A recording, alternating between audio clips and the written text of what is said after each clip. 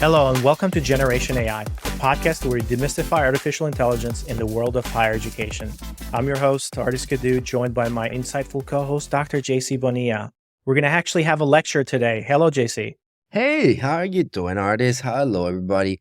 Excited to be here today because we're going back to the basics. We love teaching, we love being educational, but one of the things that we know it's fundamentally important on AI, it's to look at its precursors as disciplines, right?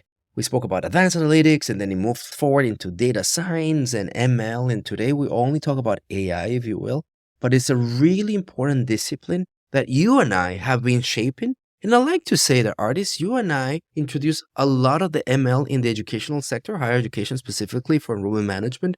And there's a ton of lessons learned that we want to unpack. So stick around because the objective today is to give you the basics of what ML does so you can actually walk away with it and say, oh, and that's why AI does that thing, because they are all part of the same family. But Ardis, before we go there, the past 2 weeks have been insane when it comes to technology development. So we're here talking about machine learning, but today we're actually days away from having the potential to touch in the most advanced vision kind of computer graphics generative AI solution out there. So what happened the past 2 weeks from Google and OpenAI? Can you give everybody a little bit of preview of those crazy releases?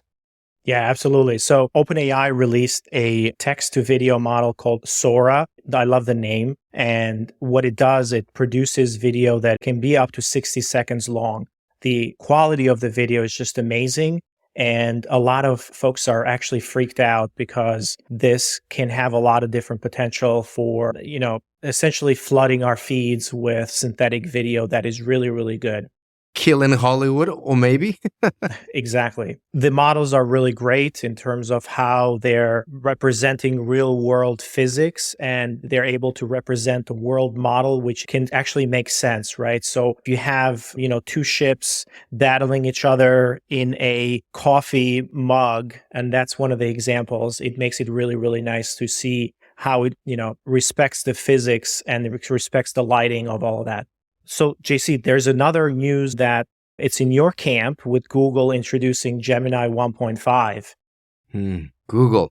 Look, first of all, why was that important? Everybody is within 2 hours of each other. So it's like, what's happening here?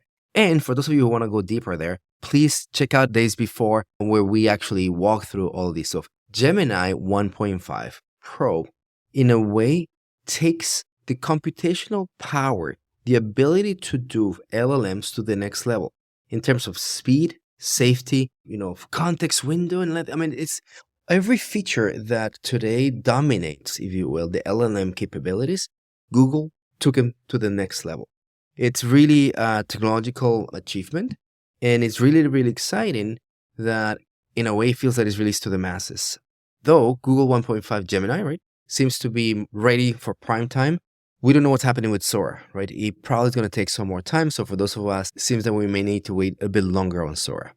Yeah. In the meantime, enjoy the very cute puppies in the snow. All right, Ardis, let's bring it back to our conversation. And everybody, today we want to talk about ML, machine learning. Ardis, I want to start with you. Let's do a teaching moment. I'm your kid, and I'm going to come and say, Daddy, what's machine learning? How do you explain that? What is machine learning from Ardis Kadiu? So machine learning is the ability for a computer to read a whole bunch of data, read a whole bunch of information, and come up with patterns within that information and making relationships between the individual data points within those hundreds, maybe thousands, millions of data points. 100%, right? And then you're alluding to the aspect of volume, and you're also alluding to the aspect of there's this idea of training against. The most simple way for me to explain what machine learning is, it's you're given the solutions to a test to someone and you say, study against that because you know what a good answer is or a bad answer is. Of course, you're doing this at scale where machine learning is a computational technique that is going to come and say, I need to detect this being a 1 over 0, a true or false, a male versus female, a blue car versus a red car, an applicant versus a prospect. a set of attributes of yes or no, or numbers. It could be binary, it could be classes, or it could be from 1 to 100. And then all the data preceding that, which is basically imagine an Excel sheet and think about, every number or column you can have about that thing that you're trying to predict. And it learns which features are basically helping you contribute to that, right? And in a way, it detects if there's contribution or not. So machine learning, as a subset of AI, it's one of the interesting computational techniques that allows computers to basically train and develop this type of machinery.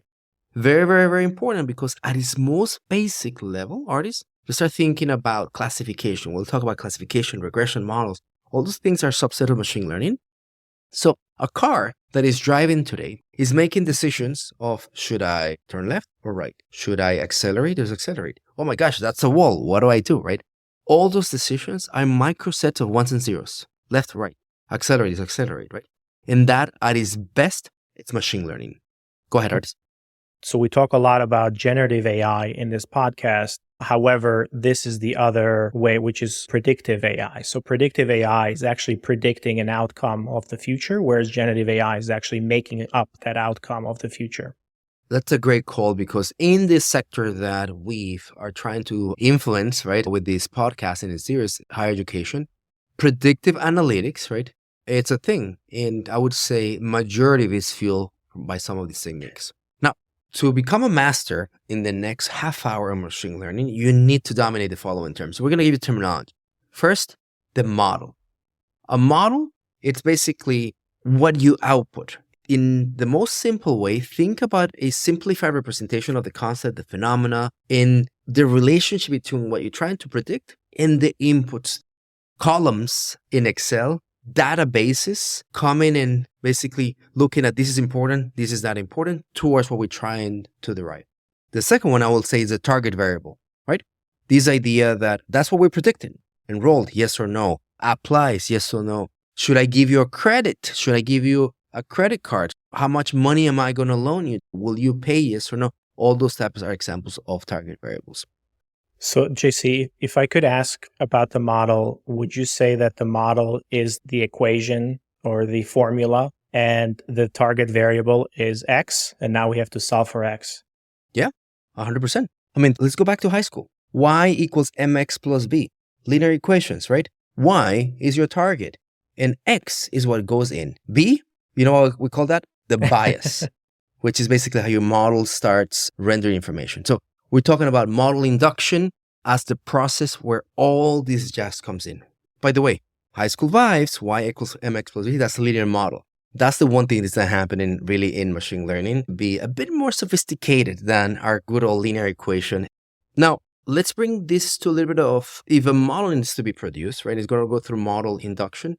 We will always talk about the training part and the testing part. Ardis, when you say, what's the training data? Like, what are you talking about when you tell engineers, give me training data, let's feed training data? Oh my God. When you and I build models, you gave me a hard time talking about training data all the time and creating that training data. So we want to come and talk about what is training data? Yeah, so the training data is examples of data that you put in, and you also have the output of that particular use case. So in order to build a model, you need to give it examples of how that formula works. Essentially, you give a lot of examples and you say, figure out the formula for this. So that's what we're trying to get to. The more training data that you have, the more you have an ability to figure out the pattern that evolves from that particular data and quantify that in a model or AKA equation. We start our training models with training data where we know it's stuff that, data set, columns or rows or databases that we know have an influence to what we're trying to predict. But the beautiful thing about training data is that you want to expose your model with as much as you want, because machine learning, you know what is the best, to your point of, detecting patterns, to tell you whether this is significant or not in terms of data sets. So the bigger, the better. Let's go back to 2015. You and I are in cusp. Big data shows up. What is the difference between training data and big data, right? Because everyone told you, oh my gosh, if I have it all, I'm able to look at that stuff. But there's a really interesting difference between big data and machine learning or this kind of training data set. You know what I'm going here for? Well, if I hear you correctly, big data was, Call me professor. sorry, professor. Sorry, doctor. There you go. There you go. The idea of big data was that we now had a really large volume of data that we needed to load into our equations, and we did not know what features of this particular data were significant or not.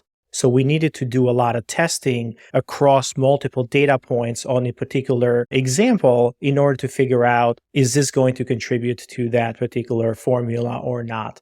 Before then, we actually intuitively had to pick only certain variables, and we called it small data, even though we might have had thousands of different rows. We called it small data because we were working with maybe just a few variables. And if you remember correctly, in our predictive models that we build for admissions or enrollment, some companies called these the basic 6 or the basic 5. And these were the variables that were the most predictive for enrollment. And that was small data. For all the schools in the country. Oh my gosh. Breaks my heart. For all the schools in the country.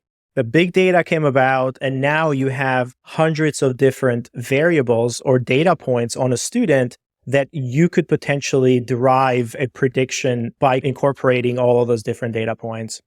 So 100%. I will say it with different terminology, but we're just basically narrowing on the same thing. Machine learning is a big data play. But unlike the big data play that we saw in 2010s, it was mostly correlation analysis, that these things move together, right? Whereas machine learning is a predictive causal type of inference, indicating that this data that we're going to use for training contributes to the prediction. In other words, explains the variability of what we're trying to guess or assess. And that's why sometimes in machine learning it's called likelihood of X, right? Applying and things like that. Because it answers with a probabilistic number, right? The probability that is going to happen. And that's basically the beautiful thing that happens with training data. It gets exposed to a model, but what it's really doing is a little bit of, it's a feature of importance. This is actually going to help me predict what we're trying to assess. So this happens over time, but the process of going from training data into an actual model is called model tuning, model validation. We can spend 10 podcasts just talking about this, but Ardis, I presented models to you. When did you tell me go back? And it's not good enough. What were you looking at? What is model tuning, model validation in practice? And also, I guess that's theory. So when you build a model, you have to give it examples, like real examples, and say, okay, this is the actual outcome. And based on these data points, can you come up with a formula, or can you come up with the correlations between these different variables that are going to get me the closest to this particular outcome? And sometimes we used to call it overfitting, where we were solving for that particular outcome, but it was actually doing really, really well with our training data. But when we were testing it later on, it was not doing very well because it was only trained with a specific set of data. So I was looking for things that were very, very close to 100%, because that means that essentially you have built a model that predicts only your data set that you trained it with. And it's not really good at predicting new data that's coming in the future. So that was number one thing that we were looking at. Number two is that anything that was above a 50% probability of predicting something was okay. But the closer we got to 60%, 70%, 80%, those are really, really good models, because now you can run and you can say, let's say 8 out of 10 times, I'm going to be able to predict that this is going to be correct. So those are the things that we're looking for. Anything that's below 50%, it's no good, because you can actually do a lot better by just flipping a coin or just doing a random prediction. And anything that was very close to 100 was probably not very good, because it was, overfitting and was not going to perform well in the real world. Now, there's also bias in some of those models as well, and we can go back to that. And that's the part that we used to talk a lot about. But we'll talk more about bias a little bit later on. But those are the two things I used to look for. Was it in that sweet spot?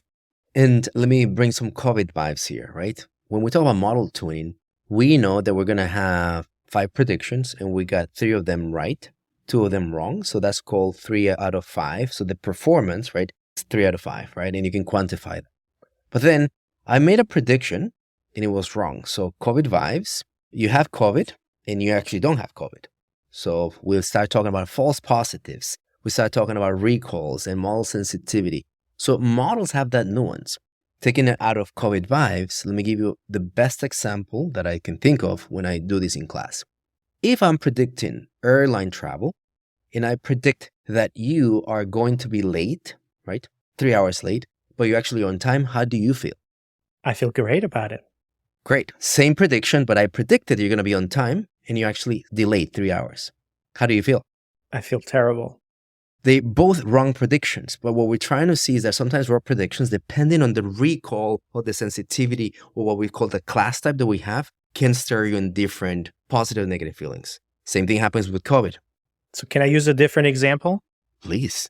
So if we apply this to the work that we've been doing for a long time in predicting if a student is going to come or not, the probability of that student enrolling, how can we apply that?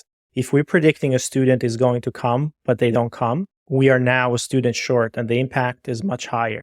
Love that. But if we predict that student is not going to come and they come, that's actually good for us because we can handle the additional students.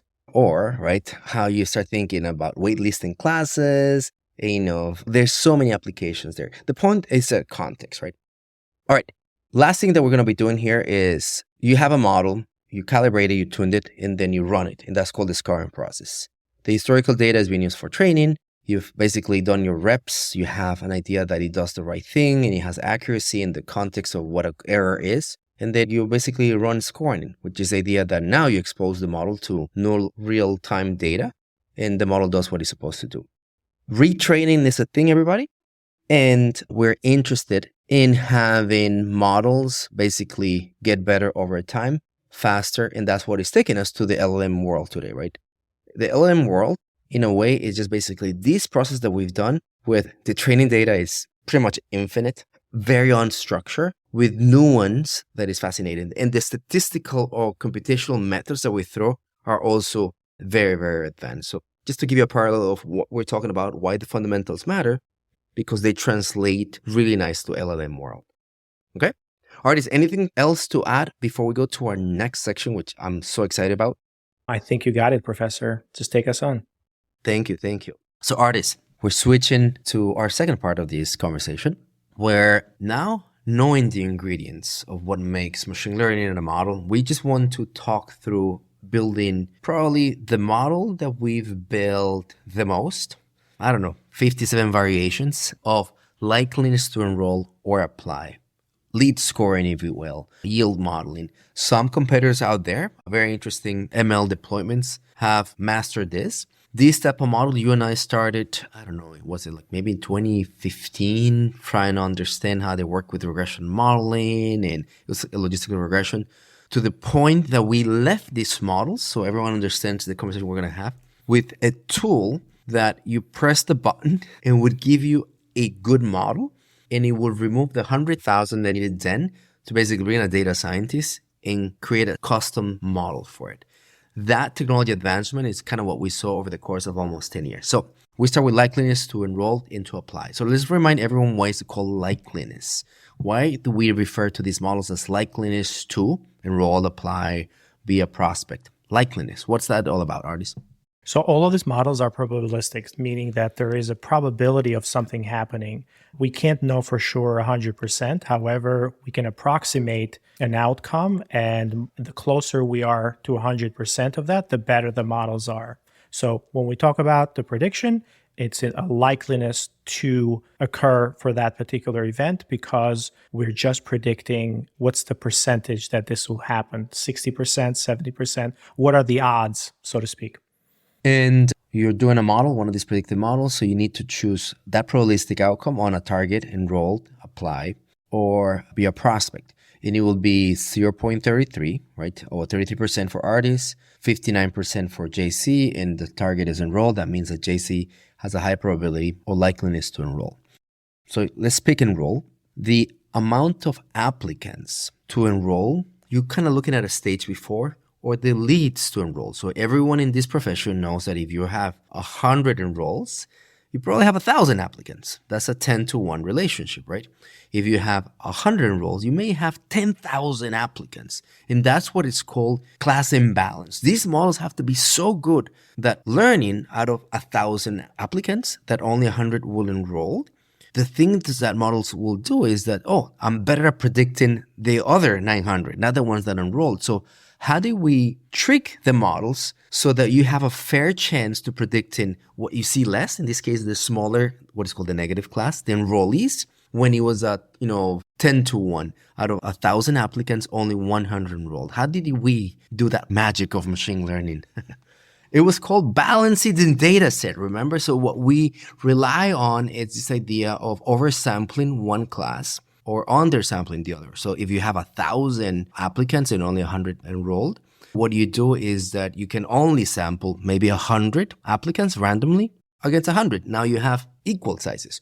Or you create this idea of like almost synthetic data. You oversample, you repeat the 100 students 9 times, so you end up with 1,000 and 1,000. That type of technique, you and I personalize tons of these models, and everybody, check this out, 4%, 2%, that was usually the class imbalance that we saw. In schools, very likely that that's what you have, that when you're predicting the same roles, your off balance is 92, 98 to 2%, 96 to 4%. In other words, for every 100 applicants, 4 enrolled. And it was a really interesting dance. You were the person who actually taught me about feature selection. So I want you to talk about feature engineering. Well, that's the other word that we used for training when you introduced those things. And it all started when you told me, can you come to Element and start building models for us? Because you've cracked this thing. When you bring the model from radius, like distance to campus, you end up with this really different output, and the model becomes so much better as opposed to using zip codes. And I was used to doing zip codes, which are like, 51,000 variations, and you made it into a number. So feature engineering, the art of transforming your data, or the science of transforming your data, but it became an art. So can you talk to people about feature selection and kind of how that journey was for you? With feature selection, you mentioned it's a little bit of an art and a science. And the idea is, what is the closest proxy and what do you think is going to affect that outcome the most? And in a lot of cases, you can throw a lot of data at it, but you're not going to be very, very good at it. So this idea of feature engineering, intuitively, how do you model the world? How do you see the world? And how can you simplify, that correlation very quickly? So when you look at a feature, what we tried to do quite a bit was, how can we make sure that we are diminishing the possible variables entered in that particular feature? How can we eliminate things like what we called proxies from feature to feature? So proxies was distance to campus versus in-state and out-of-state, or zip codes. All 3 of those are going to give me very similar results because they're all proxies for distance to campus. But now if I just use distance to campus, I'm able to better predict. I can move up based on radiuses. I can create different bands depending on business rules. So understanding the business was the number one thing for building features as part of your models. That's why sometimes if you worked with data scientists, and a lot of folks said, hey, I really need a lot of data scientists to kind of solve this problem for me. But even though you put in a lot of data scientists, they were able to produce models that were not very good because they did not understand what was the business aspect or the domain knowledge in there. For us, it was very intuitive because we lived and breathed that every single day. We understood that, distance to campus mattered. And it mattered in a sense that if somebody was 100 miles away, they were not going to drive to your open house, versus if somebody was only 10 miles away, they were going to drive. If you're in New York City, 10 miles can make a huge difference because it means that you can be in Brooklyn and someone can be in Jersey, or you can be in Staten Island or somewhere else. And it will take them literally an hour and a half to travel those 10 miles in traffic. But if you are in a different state, 10 miles can just literally mean 10 minutes from campus. So you have to understand what the data is telling you, where you are, and how to intuitively connect that to the actual business. So those things that we intuitively understood, can translate and can be really, really good proxies for feature engineering and picking the right features for your model. So you historical data at school, you have, zip codes, so you can transfer them. You can do this basically feature engineering, as Ardis is saying. You have financial aid data, you have, I don't know, religion status. You have so many important variables. So that's that. But there's a nuance that you also introduced me to that I've never thought of. So here's the context, everybody. I am running an info session and I see that the person that sits in the very front, right, and comes with mom, dad, grandpa, and I don't know, the dog, and then comes later and asks me 5 questions.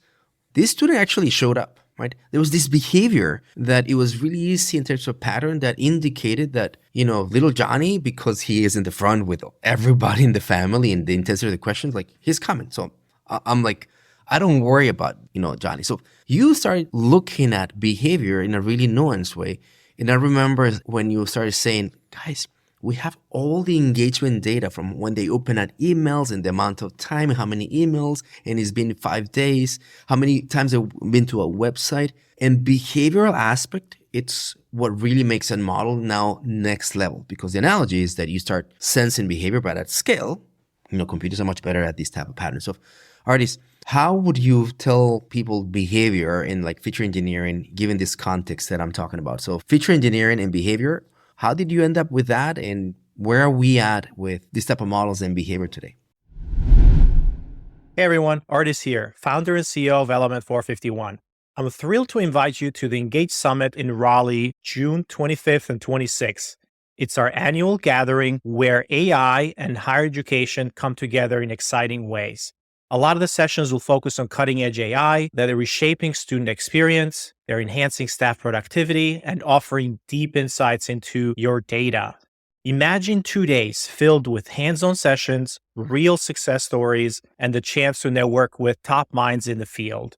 You live with practical, transformative takeaways as you learn how AI can foster a more personalized, efficient approach from recruiting to student success and even to alumni engagement. Oh, and the best part? Engage Summit is incredibly affordable. Try discount code Enrollify50, that's Enrollify50, and you can register for just $99.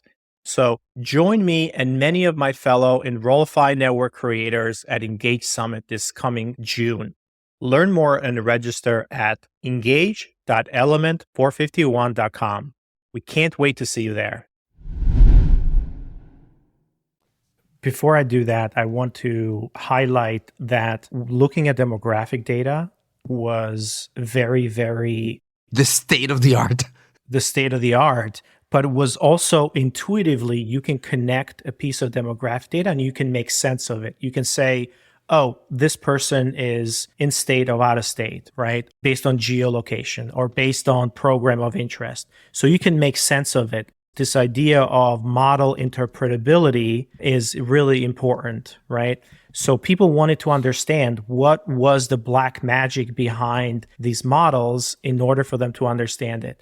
When we move to behavioral data is a little bit different in the sense that you have a lot of different signals, and essentially you're trying to model the behavior of a particular person, and you're trying to figure out what is the patterns of those behaviors over a particular period of time. So you're modeling an action over time or the repeatability of that action over time. You open an email today, you open another one tomorrow, you open another one 3 days from now. You only did 3 actions. However, we can extract multiple features out of that. We can say, how long ago did you perform the last action? And that could be one of the features. What type of action did you perform last? That can be another feature. How many actions did you perform? That's another feature. So now we can look at behavior and we can model a lot of patterns from that behavior over many, many, many actions that you can take. When we extrapolate those actions over many people, really interesting patterns or really interesting behavior emerges. And now we can find out, like if you perform this action, what's the likelihood that you're going to perform the next action and the next action and the next action? So that's how the idea of behavioral modeling can be much more powerful than, static predictions based on demographic data. Demographic data doesn't change. However, behavioral data changes. And JC, tell us a little bit more about this idea of temporality in behavioral data. How important is it to predictions, and what does it allow us to do? I mean, that's the second definition of behavior, right? So behavior is something that you can proxy, and it requires these data creative attributes. Like, I think that the way you behave in email could be an unlock for predicting likeliness to apply or to enroll. But then when you look at behavior through the lens of time, behavior changes. So two applications. Email. Do you know when I look at email, Ardis? I'm assuming at night and during the morning. Only twice a day. When I wake up, I look at my email, and usually at night. Probably you do the same thing. Because throughout the day, I'm just basically in meetings, and I'm not smart. I cannot multitask, so I can read emails or have a conversation, right? So literally what we start seeing is that behavior that you saw, that it gets unlocked at 21 days since you open an email or whatever, that's really temporal. It's only happening in the morning and at night. So now you have this other nuance of, and remember we used to call this in our engagement scores, a night owl or a morning person. Like, we gave this color when people behave in the certain transactions and actions, right? I gave this analogy one time I was giving a class to enrollment managers. I think you were there, by the way, on how to think about behavior. It's that you're trying to park a car, and the best way to look at that is you have a very long street, and there are potential, 100 slots that you can put your car, but it's always full, right? And then in front of my house, there's literally 4 spots that you can park. But if I come at between 9 in the morning and 11, right, those 2 hours, there's always a spot, right? So the chances of finding a park actually are higher, and high probability for me to park if I just do it between 9 and 11.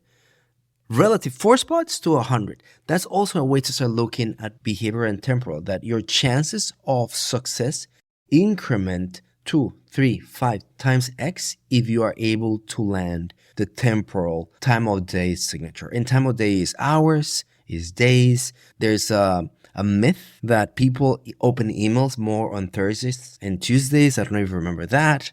And those are basically precursors of what feature engineering is as it relates to behavior and time. Ardis, as I mentioned, it required creativity, because you may have the historical data and then you need someone who thinks differently, or you do not have the data and you have a hunch and you need to come and fetch that data. And that's basically the push and pull or feature selection. And data engineers is a profession, and they're the best at, well, some of them are the best. But that's kind of what they do. I want to go to model tuning. We spoke about one of the things about tuning and, things of that sort. So I came to your world after doing, data kind things, which is data for good and, data science. And for the life of me, we never personalized a model unless it was 90% accuracy, right? And then all of a sudden we need to deploy models that are real time. And I remember our first model. It was not 90%. I'm not going to disclose what it was because, we have personalized it, but it was not 90%. No. And technology sometimes needs to make these shortcuts, right? That it's better to predict something that totally go blind. You don't even know. It just giving you a recommendation. I mean, today, Amazon gives me a recommendation on the product. You think that is 100% accurate? Obviously not, because I'm not buying everything that they, probabilistically thinking I'm going to buy. So the hit rate of an Amazon recommendation engine for me is what, like 2%? But here it is doing its thing. What's your thinking on kind of model tuning and validity or personalizing as it relates to likeliness to enroll today with Element and all the gazillion permutations of models that you've done? We're still relying very heavily on the behavioral models right now, JC. And one of the things why we do that is because of this issue that you mentioned around model tuning. When we start with the school doesn't have clean data, doesn't have enough data. So the ability for us to do the same model over and over again around demographics is really, really difficult. And we're not going to get to those really high predictions. If we stick with behavioral data, we can actually do that. So we are then thinking about the problem of how do we make predictions for a client on day one? So this idea of the cold start it was something that we were trying to solve. And it ties back to model tuning because, you need to have a lot more data in order to tune your models and constantly improve as new occurrences are happening. You need to feed them back into the model. So the model is now learning from new data that's available. So model tuning then became more about how do we feed it new data constantly so we don't have this idea or this behavior of cold starts. Like we don't start with just like a baby without any predictions, right? We needed to start with real data. So for us, model tuning was how do we feed in new data? How do we look at perhaps new variables that are being introduced and how can we tune those variables? Is there more predictive features that we can introduce now to the models that can get us better results as part of that? But it's all a matter of experimentation, right? It's all a matter of kind of testing things out. That point that you just, in a way, unpack, right? It's taking us back 15 years ago, you and I, and who was doing this, one model per school, and you're retrained and you deploy, right? And today, when we actually do LLM type of AI, there, in a way, there's a global model. One model for the whole world. For the whole world. There's no different GPT-4s, right? It's just one GPT-4 for the whole world. Right. But it's benefiting from, a new advancement in machine learning, more with AI vibes, with neural nets that allows you to have global and then kind of way layers that localize, right? So the school approach can still be deployed with a, all US model for higher education, maybe one for graduate or undergraduate, whatever. And then you can start bringing the vibes of school tier one, in the East versus California, right? Let's unpack that. Yeah. Let's unpack that because, this is exactly what we did. So how do you take a model that is, generalized or that is one model over all of the schools? How can you make that be unique for each individual school? Every school says we're unique. Maybe the way you do it is you have your CEO read an academic paper and give it to the engineering team and it's like, figure this out. Does that sound right? Yeah, maybe a couple of different papers.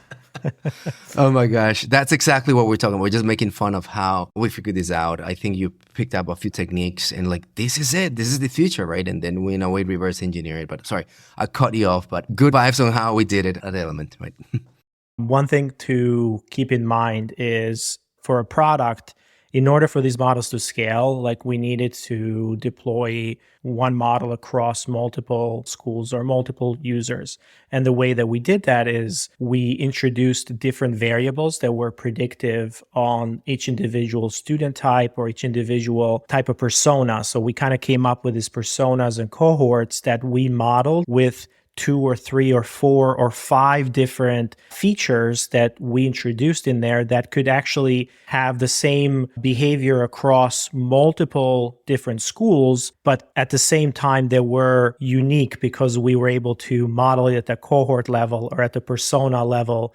And one of the personas could be, is this a graduate or undergraduate student? Is this a Northeast versus a Southeast? Is this a West Coast person or Midwest person? Is this a career mobility play here? So what's the type of program? So we were able to model those differences between different schools and programs and personas as part of the features. And that allows us to deploy one model across a lot of different schools and be very accurate at that prediction rather than starting to build localized models that had the problems of cold start, needing a lot of clean data, things that did not benefit from the large data sets that we already had across multiple schools. Again, some benefits to having larger scale data that you can do that and some of these techniques that you employ, but we've evolved a lot since then, of course. Since then, and as you're describing that, in a way, it's the playbook that LLMs start with. All right, Ardis, last part, so we can then go into our takeaways of 10 years of learning here, right? So I have the model, then you have to deploy it. So let's talk about that. So the model is here. We started with, you get a model and you get to score all your applicants once. And a static number gets passed to JC, 85%, Ardis 33%. So I have a better likelihood to enroll. That's it, end of the conversation. Now, that's not how it works today. So talk to us about scoring.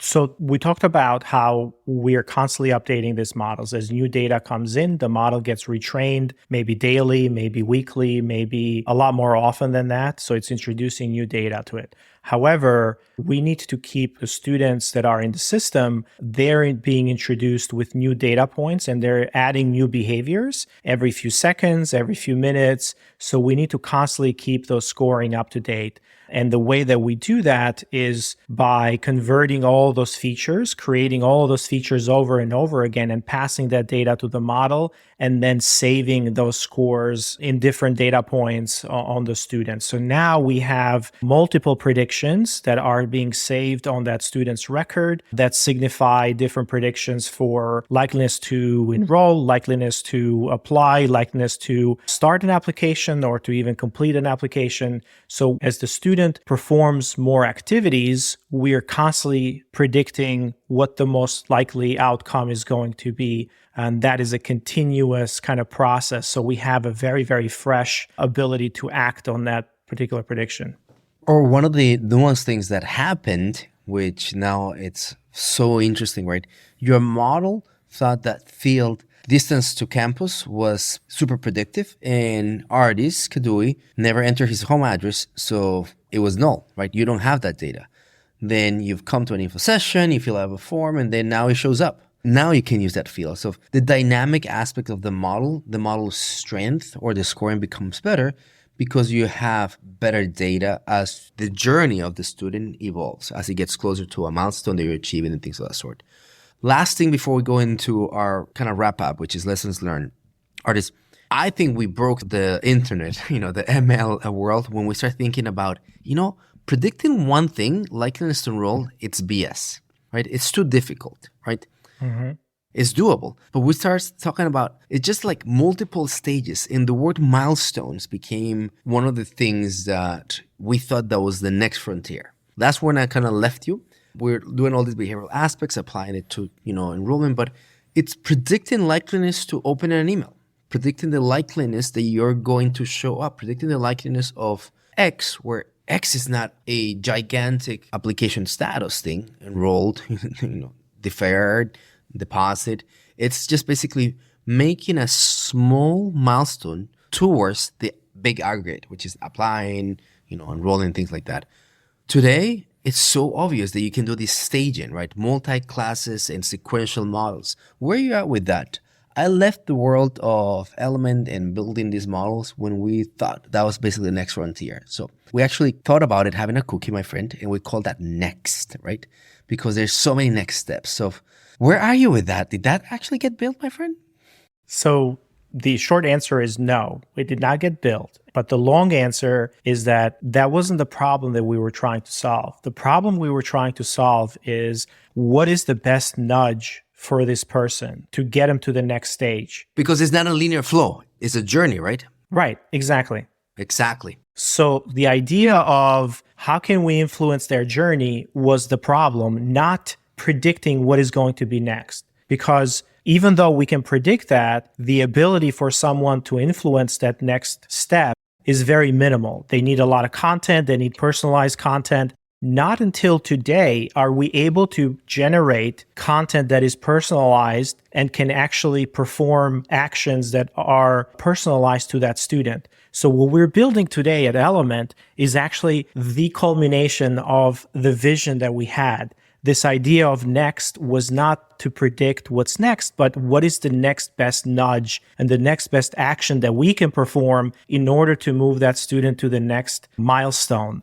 And in this case, what we're building is think about if JC can look at every single record and because of all his knowledge of the field, he can come in and say, Johnny is at this particular stage. He lives in New Jersey or he lives in North Carolina. He has these grades. I want to send him a personal message in order to kind of move him and nudge him along to finish his application or to start his application. I'm going to make it very personal. I'm going to make it come from myself, and maybe I can kind of bring a few things in there. Now, if JC is able to do that for every single student, every time you learn a little bit more information about that student to move them to the next stage, that is what our engine needs to do, the next engine. The promise of that is now possible with large language models and agents, what we call autonomous agents.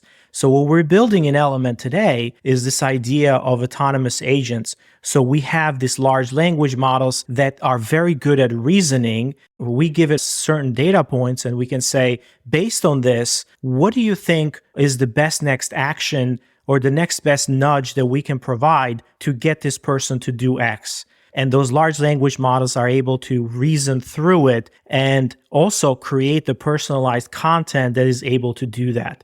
We have some prototypes today where we're completing things like tasks. The model is able to provide and say, okay, you need to provide an email or you need to write an email. And we have kind of a playbook of all these different things. So hopefully over the next couple of months, we will release this ability for having autonomous agents that we can tell, go ahead and we need these people to move from this milestone to an apply milestone. Take a look at it every single day, every single minute as new data comes in, predict or perform the next best action to nudge this person along.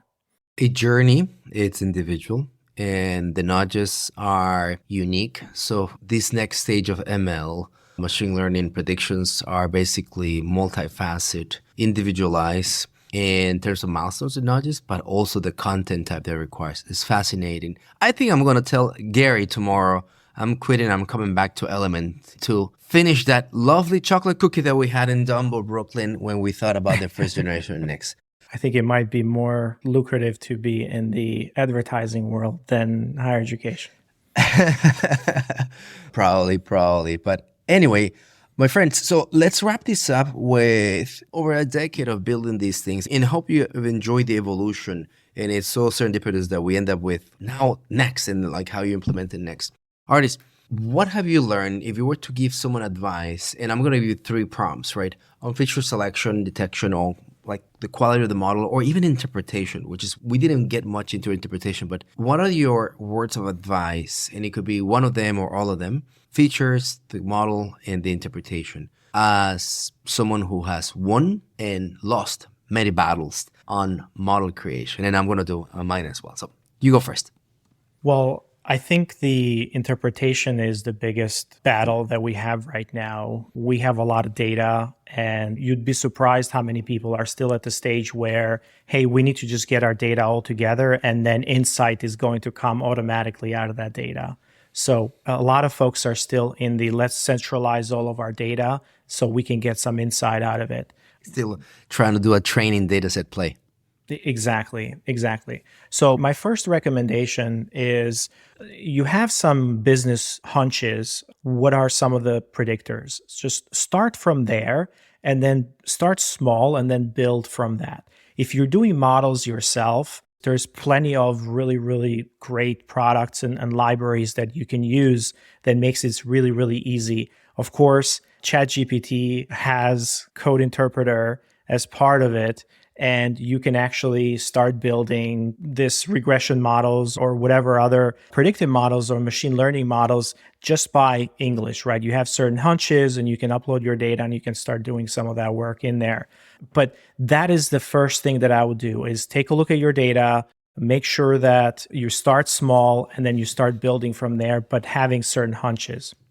I like that. Interpretation, definitely, it's an important one. So I'm glad you mentioned that. I'm going to chill a little. And as I hear you talk about it, I'm going to use the word adoption. I'm going to speak from my side. I've built, I don't know, more than 500 advanced analytics projects in my career. I don't even know how many, like just so many of them, right? And then at this stage of my career, the math is the easy thing. I find that generating the model is easy, but it's the adoption is the hard thing. And you know what adoption is? It's not the mathematics, the p-value, the model accuracy. It's rendered on the people understanding, trusting the model, interpreting the model to your vibes, people, culture, process, and sometimes same technology, right? So I'd rather see a model that is adopted than a model that is perfect that no one uses. So adoption of a model is the win, not mediated by how good the model is, but how well the context, the fear, the culture of the people is represented in that model. And that's part of interpretation, model quality, features, all the things that we spoke about. But at the very end of the day, knowing that models like these unlock human time resources. And we are complicated individuals, right? So if we need to make decisions, do I send this brochure viewbook to this student? Do I put this student next to the dean in a dinner? All those are the things that these type of models, in a way, feel empowered. So it's important that we trust them and, more importantly, we use them. So with that, my friend, I think this walk through the fundamentals of machine learning, it's been fascinating. I hope you all enjoyed it, my friends who are listening to it. And remember, you can email us. Probably best to go to Ardis at element451.com, or Ardis, they can reach out to us into our podcast landing page, which is generationaishow.com. And don't forget to rate and subscribe on iTunes or Spotify or wherever you get this podcast. It's very, very important for us as we continue to drop more and more episodes. They're really fresh, very timely. So please subscribe and rate all of our episodes. Subscribe, rate, email us, and drop a note that JC has the best hair. Thank you, everybody, and we'll see you on our next episode. Till next time. Generation AI is part of the Enrollify podcast network. If you like this podcast, chances are you're going to like other Enrollify shows too. Our podcast network is growing weekly, and we've got a wide range of marketing, enrollment, and higher ed technology shows that are jam-packed with stories, ideas, and frameworks, all designed to empower you to be a better higher ed professional. Our shows help higher ed leaders and professionals like you find their next big idea. They feature a selection of the industry's best as your hosts, like Jamie Hunt, Seth Odell, Jenny Lee Fowler, Brian Gross, and many of your favorite leaders in higher ed. Enrollify is made possible by Element 451, the next generation AI student engagement platform that's helping institutions all over the country create meaningful, personalized, and engaging connections with their prospects and students. Learn more at element451.com.